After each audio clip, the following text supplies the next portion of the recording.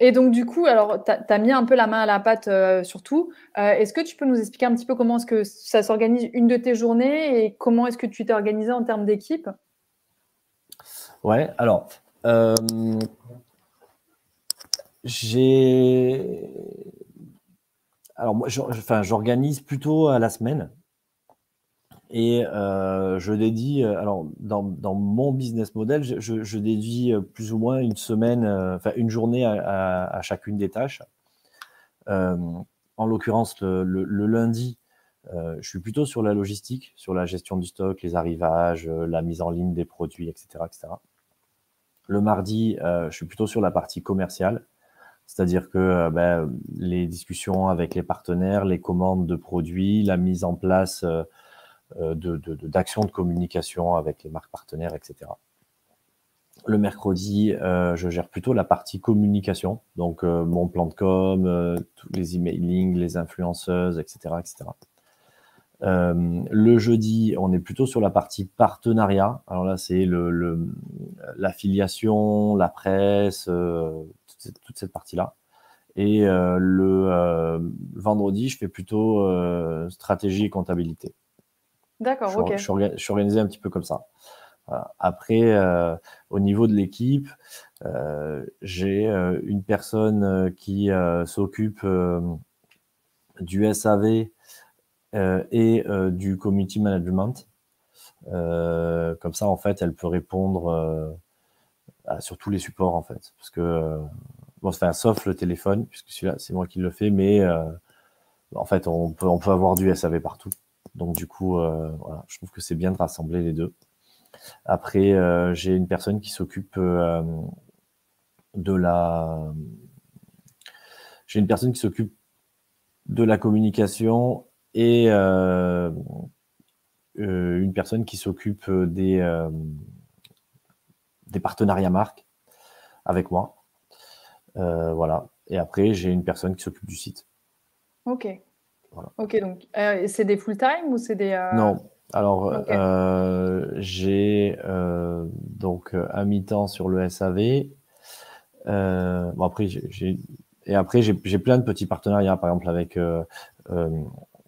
une personne qui s'occupe de faire les photos, d'autres qui s'occupent d'écrire des articles ou des choses comme ça. D'accord. Et en l'occurrence, ces partenariats-là, c'est des partenariats que je fais finalement en échange marchandise, c'est-à-dire que la personne, elle est abonnée et puis comme ça, elle reçoit et elle me fait les photos, enfin, ce genre de choses-là. OK. Comme ça, tout le monde y trouve son compte. Et non, pour m'assister, donc j'ai une alternante. Et puis pour la gestion et le développement du site, c'est enfin un développeur en externe, enfin avec qui je travaille depuis 7 ans, mais en externe, quoi. Ouais, parce que toi, tu as pas utilisé les CMS classiques, Non, tu es sur un on a, prestat, je crois? ouais, on a tout développé en interne. Ouais. OK. OK, OK. Et du coup, tu trouves que c'est plus pertinent d'avoir, développé toi-même? Alors, d'abord, ça m'apporte plus de liberté. C'est-à-dire que finalement, ce que je peux proposer, ce que la box de la naturelle peut proposer, c'est peut-être la seule à pouvoir le proposer parce qu'on a tout développé. Dans ce sens-là, ça peut être pertinent. Après, honnêtement, je sais pas ce qu'il y a sur le marché, je les ai jamais essayés. Donc Mmh. voilà. Ce que je Tu sais, avais c'est fait ce que choix dès le début. j'ai fait ce choix et après, tu le tiens, quoi. OK. Voilà. Ouais, tu m'as dit donc c'est sur une base Presta, PrestaShop, c'est Ouais, ça? ouais, OK, ouais, tout à fait, ouais. d'accord. C'est ça. Hem Et donc du coup, en fait, donc toi, dans ton quotidien, c'est ton job à 35 heures, enfin ça te prend, Ouais, ta box, ça te prend, OK. ouais, ouais, tout à fait. OK.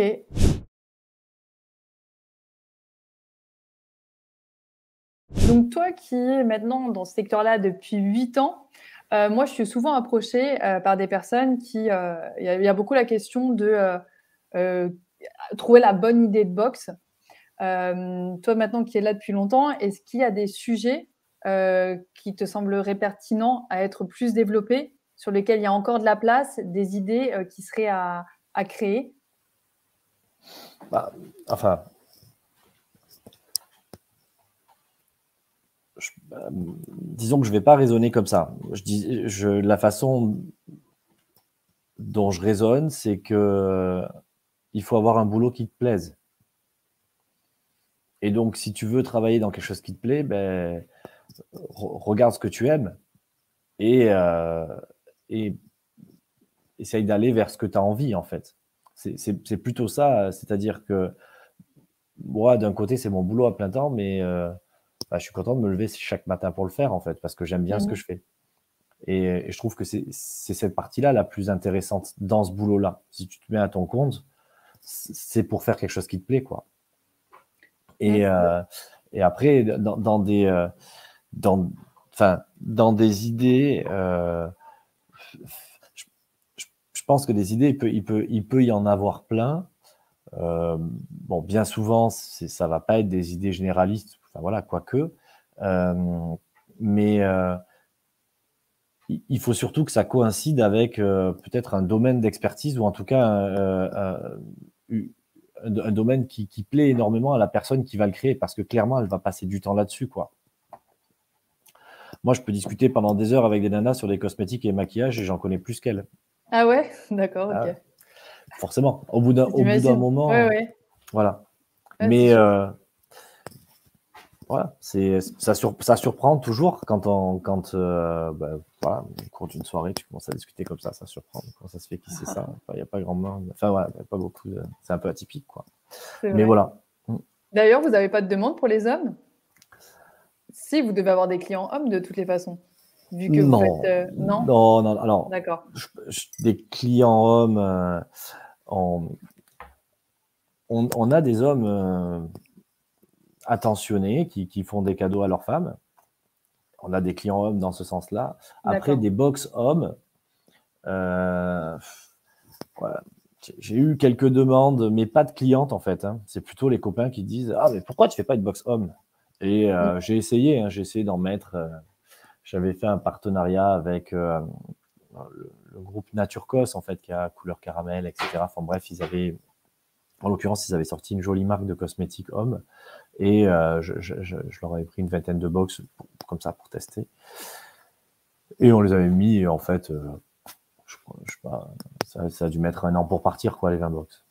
Il y avait pas de. Alors, j'ai pas fait une campagne spécifique là-dessus, quoi. Ouais. Je veux dire, mais on va dire que le marché de la beauté féminin, par rapport à celui de l'homme, c'est 100% et 1%, quoi. Donc, il y a pas de commune mesure. C'est clair. Donc, Bah ouais, en plus, sur la thématique beauté, c'est sûr qu'il y a beaucoup plus d'appétence au niveau des femmes. Et sur la thématique boxe, c'est à 90% des femmes parce que très souvent, les hommes sont beaucoup plus pragmatiques dans les achats et vont pas faire un achat pour avoir une surprise tous les mois. c'est ça. S'ils dépensent 30 €, ils veulent savoir très clairement. Enfin voilà, c'est ce qui est plus commun. Mais après, ça va peut-être changer, hein. C'est ça. Bah, c'est vrai que l'idée sur l'homme, ce serait plutôt du pratique, quoi. Ouais, bah, Ce comme les serait, box, rasoirs ou les choses comme ça voilà, où, tu reçois ton truc, dont tu as vraiment besoin assurément tous les mois. Un c'est côté ça. ouais, plus pratique, mais sur l'idée, enfin, en tout cas, je te pose la question parce qu'on me la pose, mais en vrai, moi, je trouve que, la réussite d'une entreprise, elle est pas que liée à l'idée, elle est surtout liée à la manière de mener, en fait, le sujet. Ouais, C'est-à-dire que, bien sûr. tu peux avoir une idée magique, si tu la développes mal, si tu lances mal ta boîte, ça ne va pas fonctionner et tu peux avoir une idée moyenne, si par contre tu es un hyper bon communicant, ça peut très bien fonctionner.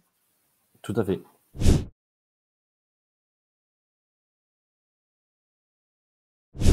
À ce propos, justement, en termes de stratégie, est-ce que tu aurais des conseils à donner à quelqu'un qui veut lancer une box, sur le sujet de la communication et même, globalement, des conseils pour se lancer dans ce secteur-là?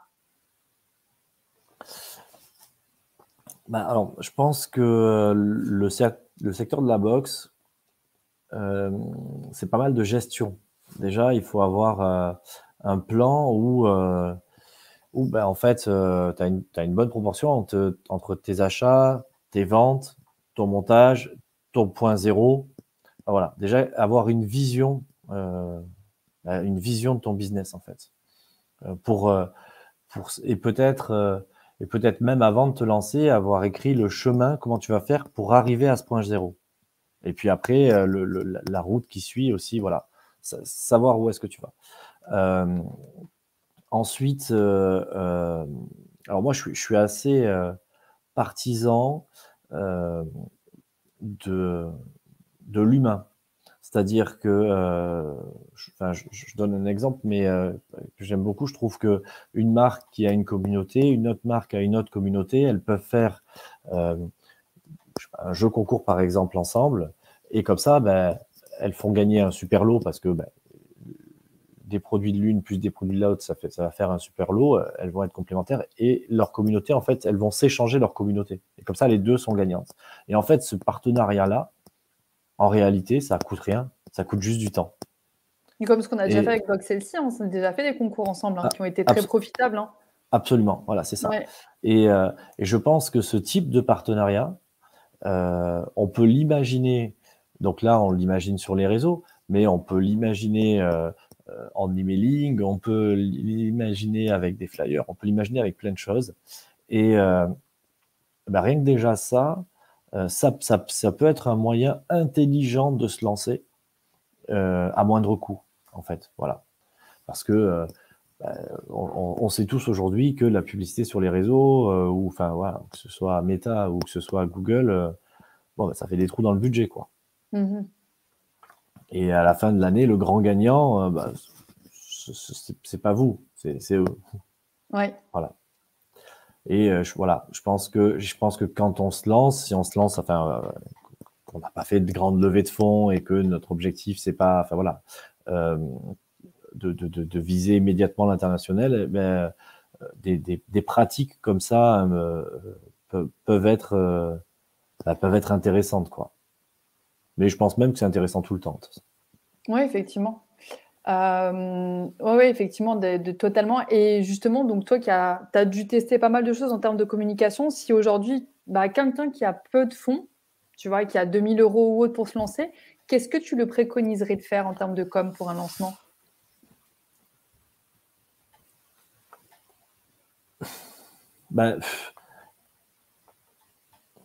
D'abord, lui va devoir investir beaucoup de temps,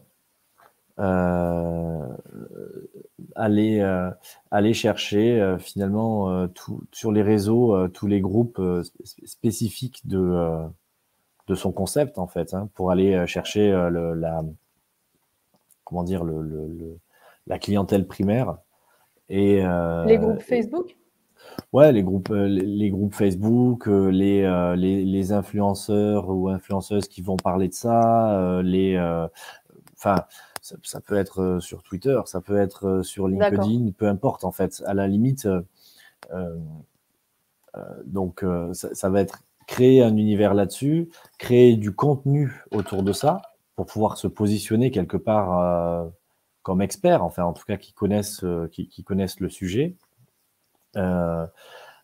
Et puis être présent pour en fait aller ramener les clients sur son site et puis voilà leur faire découvrir. Voilà. Je pense que quand on n'a pas beaucoup de budget, il faut prévoir une grosse partie de ces box finalement, ou une bonne partie de ces box en cadeau pour commencer, avec des influenceurs, des clients, on va dire un petit peu ambassadeurs, ouais, ce genre de choses-là. Et puis avancer dans ce sens. Voilà. Et puis on peut aussi viser, bon, ça peut être très varié, hein, mais on peut aussi viser quelques partenariats qui vont pouvoir nous faire un minimum de volume au départ pour pouvoir justement avoir des prix d'achat ou des choses, enfin, ne serait-ce que qui peuvent être comme ça, qui intéressent les marques que l'on intègre, quoi. Voilà. D'accord, oui, pour baisser le coût de ta box. Oui, voilà, disons que, enfin, oui, je pense que si on attaque une box, il faut peut-être une centaine d'unités pour que la marque, elle dise oui, mais bon, je vais pas vous envoyer 10 produits. Bon, enfin, voilà, qu'est-ce qu'il y a en face, etc., etc. Donc il faut quand même bien structurer Mais là, on était pour se faire connaître. Pour se faire connaître, je pense que ça va passer sur du réseau et après, ça va passer sur. Enfin, moi, en lancement, j'hésitais pas à appeler les clientes pour savoir ce qu'elles en pensent, pourquoi est-ce qu'elles n'ont pas fini leur panier, qu'est-ce qui les ferait passer à l'achat ou ce genre de choses-là, quoi. Je pense que tu soulignes une clé hyper importante de ta réussite. Il faut vraiment, on a beau être c'est bizarre parce que quand tu es en digital, tu oublies que tu es quand même une entreprise, que tu as des clients, c'est des humains. Et effectivement, c'est hyper bénéfique pour la pleine compréhension en fait, de leurs besoins de les appeler. Moi, je sais que j'avais beaucoup fait ça pour Boxelcy et du coup, j'avais un peu revu mon offre, le wording, les produits et que ça m'avait vraiment permis d'accélérer les ventes. Et il y a beaucoup de gens pour qui c'est pas un réflexe en fait d'aller justement effectivement appeler les clients alors que en plus ils sont hyper heureux qu'on les contacte. Bah, c'est flatteur. Enfin, en fait, c'est bien pour tout le monde. Alors, ça fait un petit peu peur. Puis, des fois, on les appelle et elles sont pas dispo. Hein, donc, on leur dit, je vous embête pas. Je vous rappellerai plus tard. Je peux vous rappeler quand. Enfin, ouais. Et puis, voilà. Mais après, si on se prévoit 2 ou 3 questions un peu sympa et puis un code promo parce que ça fait toujours plaisir parce qu'elle a joué le jeu. Voilà. Ouais, effectivement. Le Mais je pense client a joué que le jeu. le meilleur moyen de faire un produit qui se vend bien, c'est de vraiment pas le faire que pour soi, de pas rester. En fait, il y a beaucoup de gens qui restent enferrés en fait dans leur problématique de dire genre j'arrive pas à me développer, j'arrive pas à vendre. Ils échangent même pas avec leurs abonnés alors que c'est eux qui ont les réponses pour faire un produit parfait qui se développe plus facilement. Ouais, c'est ça. Ouais. Exactement. Enfin, quelque part, il faut leur demander qu'est-ce qu'il faudrait pour que tu l'achètes. C'est ça. Exactement, ouais. Oui, tout à fait. Et je reviens sur ce que tu disais effectivement pour les échanges avec les marques. Moi, c'est vrai que dans le programme que je fais pour les élèves, l'objectif, ce que je leur indique, c'est de sortir et de démarrer au moins avec 100 abonnés. Parce qu'en deçà, en fait, c'est très compliqué, effectivement, de pouvoir négocier avec les marques. Et du coup, tu as moins de marge. Enfin, tout devient plus complexe. Donc, moi, je préconise plus de vraiment super bien te structurer pour quand tu démarres, tu arrives avec 100 personnes, tu peux mieux négocier et puis tu enchaînes tout plus facilement plutôt que démarrer en dessous. En fait, ça te complexifie et en vrai, tu as autant de boulot logistique, C'est ça. pour 40 que pour 100, 500. Complètement. Ouais, tout à fait. Ok. Tout à fait. Après, moi, je l'ai jamais fait, mais effectivement, des campagnes Ulule en démarrage ou des choses comme ça peut permettre d'avoir des préventes, peut-être. Bah, moi, c'est quelque chose que j'ai intégré depuis peu au programme. Je ne l'avais pas fait. Et tu sais, je travaille avec Céline de Mademoiselle Confetti. Je ne sais pas si tu connais, c'est une box pour petites filles. Et moi, j'ai démarré sans. Elle a fait une campagne Ulule. Quand elle a commencé sa campagne Ulule, elle a commencé de suite avec 250 abonnés.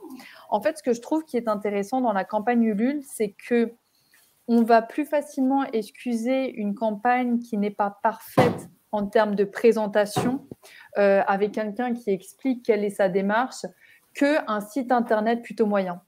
Le site internet, lorsqu'on va dessus, on veut qu'il soit genre vraiment parfait pour commander. La campagne, c'est différent. La campagne, c'est un accompagnement, on donne un coup de pouce à la personne. Donc, c'est pour ça que moi, je l'ai rajouté parce que je pense que pour des novices, ça peut être une première bonne step en termes de communication. Et je pense que ça permet de créer ta communauté aussi. Et surtout, ça t'apprend à être proche de ta communauté, quoi.